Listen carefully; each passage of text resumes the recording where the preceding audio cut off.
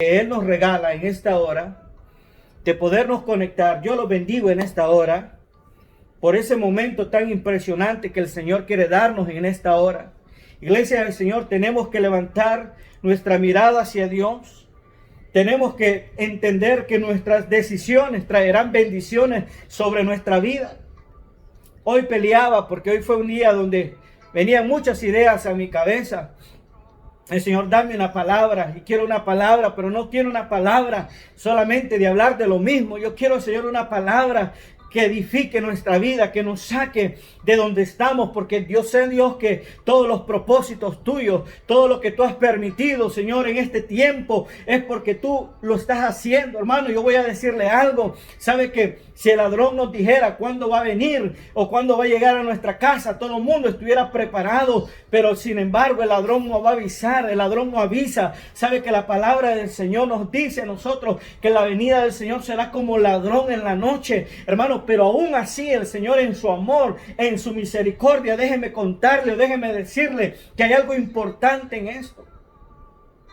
Hermano, el Señor, a través de las señales, a través de lo que estamos viendo, el Señor está permitiendo que la iglesia despierte, hermano, porque la palabra de Dios dice que a través de muchas tribulaciones es necesario para que entremos en el reino de los cielos. Yo quiero que en esta hora tu fe se motive, tu ánimo se levante, y que sea un tiempo, hermano, que tú digas: ¿qué he estado haciendo? Pero hoy yo voy a levantarme, yo voy a prevalecer en toda crisis, en toda circunstancia, porque el Señor me ha llamado, me ha levantado como un escudero en tiempos de crisis. Hermano, la iglesia tiene que estar como las 10 vírgenes, hermano, que tenían aceite en sus lámparas, pero dice la palabra que aquellas otras, hermanos, no tenían aceite. Y sabe que durante esto no pasaba. Sabe que la iglesia estaba cómoda.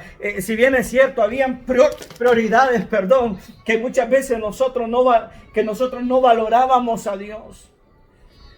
Y mire qué importante, vamos a dar esto un poquito para atrás. Mire qué importante. Sabe que muchas veces nosotros, en la vida, tanto secular como espiritual, muchas veces nos desconectamos y a veces ponemos o infundimos nuestra visión en las cosas materiales y nos levantamos pensando en lo que voy a hacer, cómo voy a terminar, pero no nos levantamos pensando: Señor, realmente qué va a pasar en los últimos tiempos. Y a veces estamos más conectados con la televisión, con las redes sociales, pero a veces, hermano, a veces hasta se nos olvida o se nos olvidaba la reunión de la iglesia. Pero yo he hablado y yo he creído que la iglesia tiene que despertar a un primer amor. ¿Y sabe cómo Dios lo está haciendo? A través de esta situación, a través de toda situación, de esta situación en que estamos atravesando. ¿Por qué motivo? Porque la iglesia tiene que despertar. ¿Sabes por qué tiene que despertar? Porque el Señor está llamándonos a sus propósitos. Porque el Señor está diciendo: despiértense los hombres de guerra, despiértense las mujeres de guerra. Porque ¿sabes qué? Cuando uno no está apercibido de algo, uno está tranquilo. Uno está tranquilo. Uno no está pensando en algo que puede pasar. Pero ¿sabes por qué? Porque estamos tranquilos, en comodidad. Pero ¿qué sucede cuando sabemos que algo va a acontecer? Como les dije, si el ladrón va a venir, nos preparamos. Y ¿sabe qué? Este tiempo, lo que ha sucedido, el Señor nos está preparando. Quiere que nos despertemos, quiere que levantemos esos ánimos, que nuestra fe, iglesia, no esté apagada, que nos motivemos, que nos instauremos como una iglesia del reino de Dios y su justicia, que prevalezcamos, que cambiemos muchos conceptos de nuestra vida, que por mucho tiempo habían estado dormidos, una fe congelada, una fe, hermanos, paralítica, una fe ciega, porque actuábamos a nuestra manera. Pero necesitamos. ¿Y sabe qué dice Segunda de Corintios? Segunda de Corintios, capítulo 1, versículo 13 en adelante. Esta palabra bajo el tema: nuestras acciones y nuestras bendiciones. Bendito, dice Segunda de Corintios, capítulo 1, versículo 3. Bendito sea el Dios y Padre de nuestro Señor Jesucristo, Padre de misericordia y Dios de toda consolación. Dios de toda consolación. ¿Sabes por qué dice esta palabra? Padre de toda consolación. Hermanos, porque Dios nos consuela. ¿Y sabes qué? Imagínese usted cuando un hijo pasa un problema, él llega donde su papá, él llega donde su mamá queriendo encontrar una respuesta y el padre o la madre lo consuela, pero sigue diciendo, el cual nos consuela en todas nuestras tribulaciones para que podamos también nosotros consolar a los que están en cualquier tribulación por medio de la consolación que nosotros somos consolados por Dios. Versículo 5 dice, porque de la manera que abundan en nosotros las aflicciones de Cristo, así abunda también por él mismo Cristo nuestra consolación. Cuando esta palabra se determina, dice que en las tribulaciones de Cristo, Jesús, hermanos, pasó tiempos difíciles, momentos de tribulación en la tierra. Pero la palabra de Dios nos enseña que Jesús, hermano, buscaba la presencia de su Padre. Iba y buscaba y se arrodillaba y clamaba a Dios. Aún en el momento, dice la palabra, que Jesús iba a ser crucificado.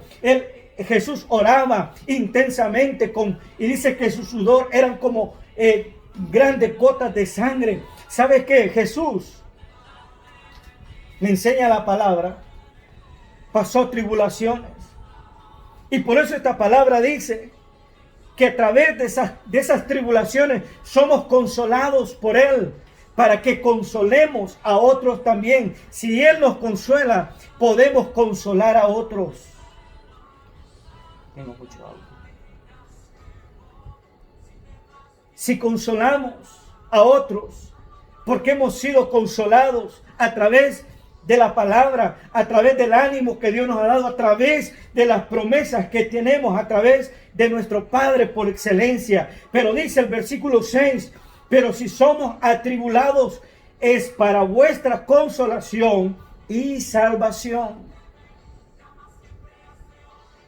Y me llama la atención esto. ¿Sabe por qué? Porque a través de la tribulación, hermano, hay una búsqueda de Dios. ¿Y sabes por qué? Porque Dios quiere que la iglesia no esté divagada. Porque Dios quiere, hermanos, que nos volvamos a Él. Y sabe que este tiempo ha servido para ver muchas cosas. Sabe que esto ha sacado de nosotros lo bueno y lo malo. ¿Sabe qué sucedió con Israel? Cuando Israel llegó al desierto, hermano, y después de que hubieron unos ciertos procesos, Israel empezó a murmurar, Israel empezó a renegar. ¿Por qué nos venimos de Egipto? Allá estábamos mejor. Déjeme decirle que a través de esta tribulación que estamos pasando, Dios ha sacado, Dios nos ha mostrado lo que llevamos dentro. Ahora, pero Dios quiere que determinemos nuestra confianza en Él. Que si estamos pasando tiempos de dificultad, tiempos de crisis, Dios quiere que de alguna manera redarguyamos nuestra vida, redarguyamos nuestro corazón, que lo sirvamos, que entendamos que esta tribulación nos acerca a Él, hermanos, porque la venida del Señor está cerca. Y dice, y habla consolación y salvación, o si somos consolados, es para vuestra consolación y salvación, el cual opera el sufrir las mismas aflicciones que nosotros también padecemos. Cristo padeció y sufrió momentos difíciles, hermanos, con un propósito. Ahora, ¿qué dice la palabra de Dios en el versículo 7? Nuestra esperanza, y nuestra esperanza respecto de vosotros es firme, pues sabemos que así como sois compañeros en las aflicciones, también lo sois en la consolación. Esta palabra dice firmes. La firmeza del creyente a través de la tribulación. Job decía, si he de recibir la bendición, ¿por qué no he de recibir lo malo? Déjeme decirle algo muy importante. Dios espera de nosotros una respuesta firme, porque sabe Dios que necesita consolarnos a través de su palabra, a través de sus promesas. Pero si nosotros empezamos a murmurar y decimos que caro están los frijoles, que caro está el maíz, que cara está la medicina, ¿no será que Dios nos puede permitir algo muy valeroso? ¿No será que Dios puede permitirnos algo muy importante? ¿Sabe por qué? Porque Dios quiere algo muy valioso para nuestras vidas. Dios quiere de nosotros una respuesta diferente. Dios quiere determinarnos como la iglesia primitiva era determinada, como la iglesia primitiva, hermano, que prevaleció en la persecución, que prevaleció aún cuando los apóstoles, muchos de ellos, dice la escritura y la historia, hermano, fueron aserrados, fueron metidos en ollas de aceite hirviendo, fueron como antorchas encendidas, hermano, los llevaban, usted sabe la historia, a los coliseos romanos, donde eran devorados por los leones y servían de diversión para los impíos. Dios quiere de nosotros algo nuevo. Dios espera una respuesta.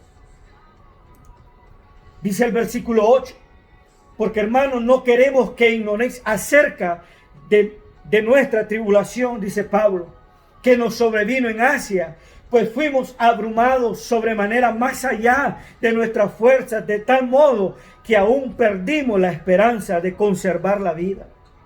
Gloria a Dios. Pablo está queriendo incentivar a aquellos hombres, a aquella iglesia, porque si bien es cierto, la palabra de Dios dice que a través de diversas pruebas, a través de diferentes tribulaciones, nos es necesario para que entremos. ¿Sabe por qué? Hermano, ¿quién visita al médico si está alentado? A veces, hermano, cuando estamos en una cama, yo no sé cuántos han estado en una cama, o yo no sé cuántos han tenido un hijo enfermo, grave, o cuánto hemos pasado un momento, hermano, difícil. ¿Y sabe qué significa eso? Hay muchas cosas que uno valora.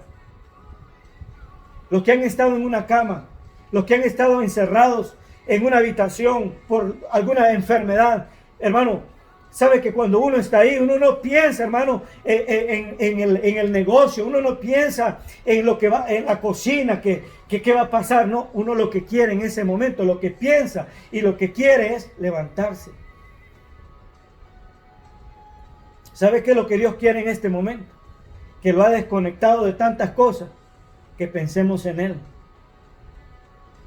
que nos acerquemos al trono de su gracia, que no estén nuestras armas caídas, que estemos listos como buenos guerreros, como buenos soldados de Jesucristo, que nuestras lámparas, hermanos, estén encendidas, que nuestras vasijas tengan aceite, y eso significa una iglesia radiante, una iglesia que tiene fe, una iglesia que tiene gozo, que aún en tu trabajo irradie esa confianza, esa esperanza en el Señor. No una iglesia temerosa, no una iglesia con duda, no una iglesia con miedo, no una iglesia que se esconde, porque esta palabra dice Pablo, hermanos, yo quiero que ustedes no ignoren la tribulación, el momento en que vivimos, dice Pablo, más allá de nuestra fuerza, aún perdiendo toda esperanza de vida. ¿Y sabe qué? Yo creo en algo, que Dios nos ha permitido. Como le dije hace unos momentos, nos ha sacado al desierto para conocer el corazón y para que nos miremos como nos miramos muchas veces en un espejo. Nos miramos y ahí nos damos cuenta de quiénes somos y ahí nos empezamos a arreglarnos el pelo y de repente usted se sigue mirando y se da cuenta que hay un mechoncito por aquí, otro por allá y empieza usted a arreglárselo. Sabe que en este tiempo es tiempo de empezarnos a ver en el espejo de la palabra de Dios si verdaderamente amamos, si verdaderamente perdonamos, si verdaderamente estamos en el sentir en Cristo Jesús. Dios anhela de nosotros. Ahora mire lo que dice Juan capítulo 14, versículo 15. Si me amáis, dice, guardad mis mandamientos. Juan capítulo 14, versículo 15 dice, si me amáis, guardad mis mandamientos.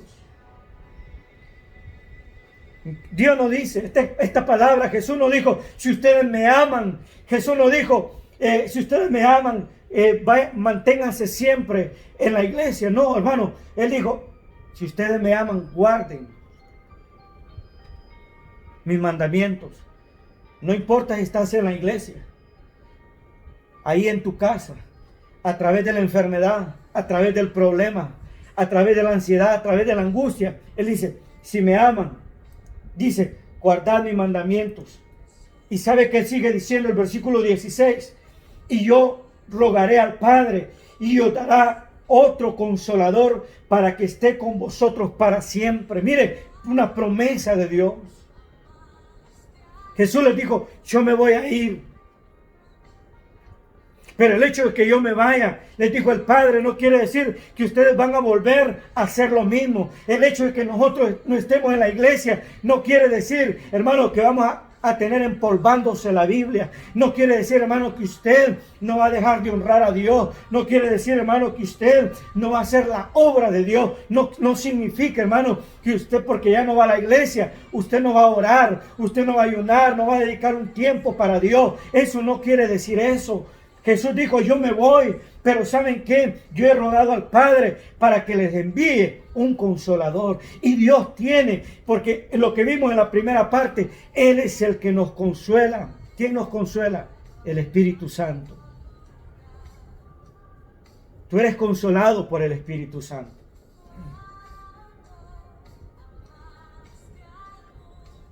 Tú eres consolado por el Espíritu de Dios. Él es el que te infunde la fortaleza que tú necesitas. Dios es el que te ciñe de fuerzas.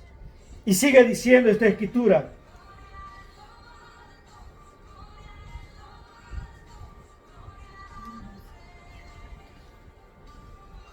Versículo 17 dice, el Espíritu de verdad al cual el mundo no puede recibir, porque no le ve ni le conoce, pero vosotros le conocéis porque mora en vosotros y ahora que está en vosotros. ¿Sabe qué dice esta palabra? Que dice que el mundo no, por eso el mundo no puede tener paz, pero la iglesia sí puede tener paz, porque usted y yo lo conocemos, lo hemos sentido y sabemos quién es Él. Sabemos que Él es el Espíritu Santo, el consolador que dejó el Padre para nuestras vidas, de manera que ahora podemos vivir confiadamente ahí en su casa, hermano. Ahí está el Espíritu Santo. Pero ¿sabe qué pasa? Cuando el Espíritu Santo no se le da el lugar que se merece, se va. ¿Por qué se va el Espíritu Santo? Se va porque muchas veces le abrimos la puerta al temor, le abrimos la puerta a la duda, le abrimos la puerta a la incredulidad, de manera que debemos de entender que Dios es el único que puede fortalecernos, Dios es el único que tiene el propósito de vida, pero tenemos que acercarnos a Dios. Por eso dice esta palabra, que Él es el consolador, el Espíritu de verdad, el que el mundo no conoce. Pero usted y yo sí le conocemos. ¿Por qué le conocemos? La siguiente forma, la siguiente realidad es que nosotros le conocemos porque un día, hermano, Él nos encontró, Él nos rescató del mundo en que vivía y dijimos, yo lo acepto como mi único y suficiente Salvador personal de mi vida. Por eso es que Él nos conoce y usted y yo lo conocemos. Ahora, versículo 18 dice, no os dejaré huérfanos, vendré a vosotros. Aún esta promesa, Él se acuerda. Y me recordaba hoy en la mañana cuando Jesús llegó a Jerusalén y dijo, Jerusalén, Jerusalén, tú que matas a los profetas. ¿Cuántas veces dijo, he querido tomarte como la gallina abraza sus polluelos, mas no quisiste? Hermanos, es que a veces no hemos querido. Hermanos, es que muchas veces, aunque estuvimos en la iglesia, estuvimos en cuatro paredes, pero Él no estuvo en nosotros. ¿Y sabe qué? Aquella generación vio milagros, vio prodigios, vio maravillas, pero en algún momento lo seguían por la comida. Y Él le dijo, muchos de ustedes me siguen porque tienen hambre. Pocas palabras, no podemos buscar a Dios solamente por un bienestar propio. Pero hay una promesa ahí. Y esa promesa es: yo les dejo un consolador. Ese consolador los va a fortalecer en la tribulación, el Espíritu Santo.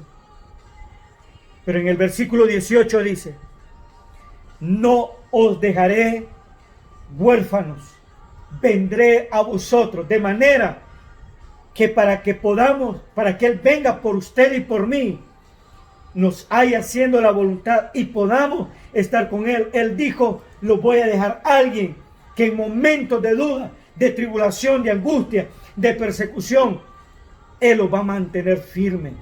Iglesia, Dios quiere que te mantengas firme. Líder, ministro de alabanza, matrimonio, no sé, los que me están viendo, Dios quiere que estés firme, confiado, que te mantengas creyendo en las promesas de Dios, que veas a Dios que está en el cielo, que aunque en la tierra hay turbulencia, porque la tierra no le conoce, hermanos, los hijos de Dios lo conocemos, nos alegramos y nos regocijamos en el Dios de nuestra salvación. Hay tribulación, tienes temor, te sientes angustiado.